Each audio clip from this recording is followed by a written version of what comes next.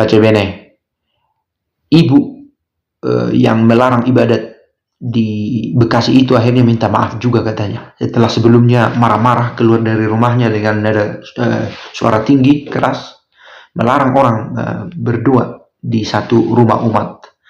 Dan memang berkumpul beberapa orang di sana.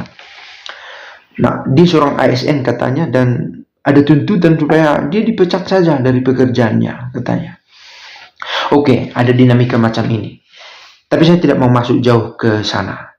Tanpa bermaksud pesimis, saya yakin akan terulang hal-hal serupa ini. Entah dia dipublikasi, entah tidak.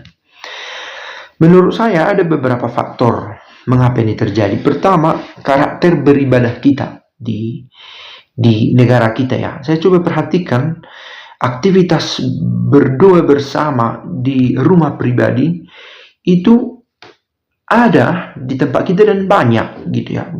Terlepas dia beragama apa. Kristen ya, seperti dalam kejadian ini. Teman-teman Muslim juga ada aktivitas berdoanya di rumah. Jadi tidak dengan sendirinya berdoa di rumah itu menjadikan tempat itu menjadi bangunan untuk tempat ibadah gitu ya.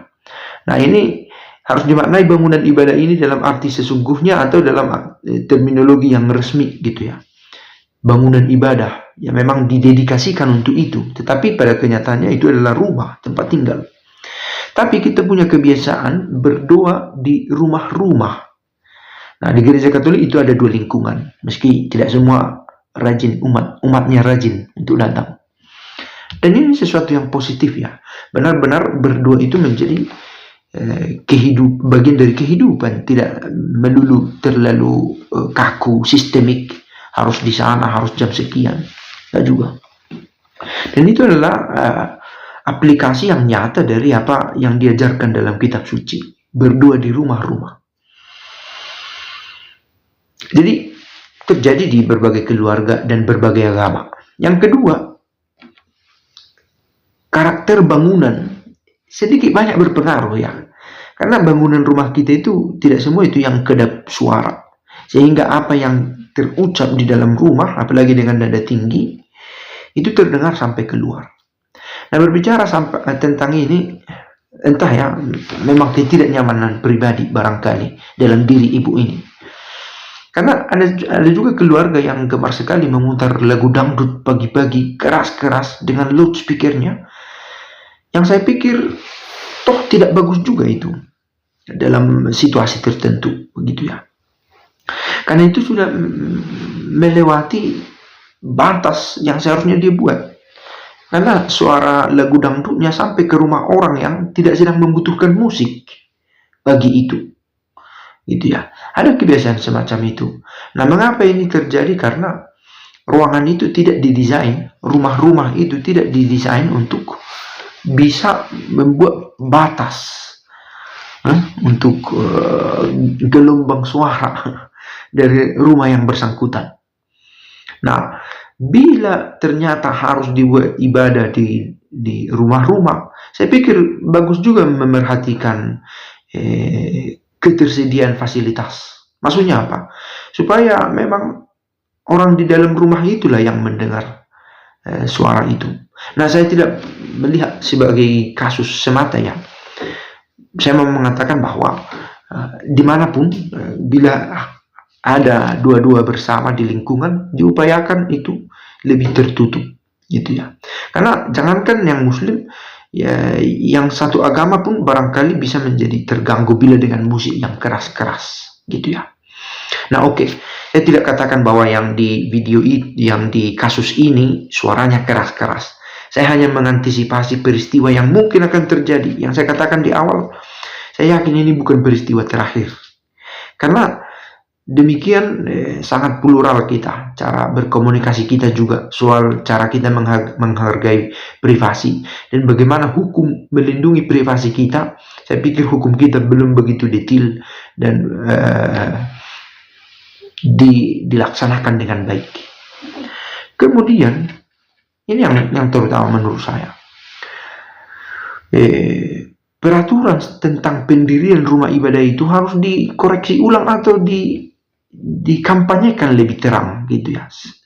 Hampir selalu motifnya argumen yang dipakai adalah soal mengapa rumah ini dijadikan rumah ibadah. Kan gitu ya.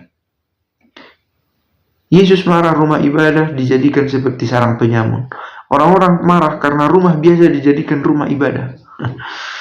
Nah, ini tanda orang ini tidak paham tentang hukum yang diutarakan, atau hukum itu sendiri memang memiliki ambiguitas gitu ya.